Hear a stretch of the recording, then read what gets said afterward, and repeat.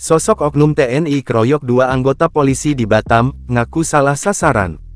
Dua anggota Polsek SEI Beduk mengalami tindak kekerasan oleh beberapa orang pria di pos terpadu Simpang Dam, SEI Beduk, Kota Batam, pada Kamis tanggal 15 Agustus tahun 2024 malam. Komandan Distrik Militer Dandim 0316 Batam, Kolonel Inroy Chandra Sihombing membenarkan satu oknum prajurit TNI dari Kodim 0316 Batam ikut menganiaya dua anggota Polsek SEI Beduk, Batam, Kepulauan Riau. Prajurit yang dimaksud berinisial AP dan bertugas sebagai Bintara Pembina Desa, Babinsa, di Koramil Lubuk Baja Batam.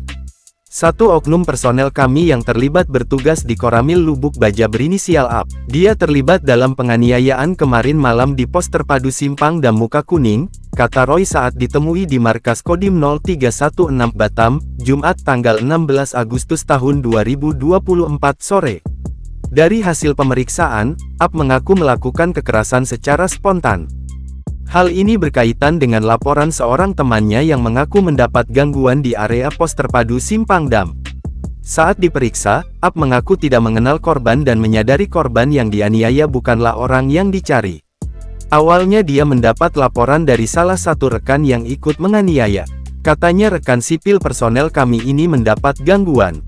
Mereka langsung berangkat ke sana dan memang dia berpakaian dinas lengkap. Niatnya baik, namun tindakan yang dilakukannya tidak bagus dan malah salah sasaran menurut dia, jelasnya. Kejadian tersebut terjadi sekira pukul 22 waktu Indonesia Barat.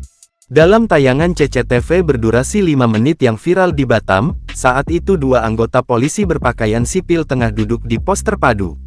Lalu didatangi satu unit mobil berwarna kuning dengan BP 1468 KH. Dari mobil itu keluar seorang pria berseragam lengkap TNI, kemudian mendatangi dua orang yang tengah duduk di pos terpadu. Tak berselang lama, oknum TNI itu memukul anggota polisi berbaju oranye yang tengah berada di pos menggunakan tangan kanan, dan menendang anggota polisi lainnya.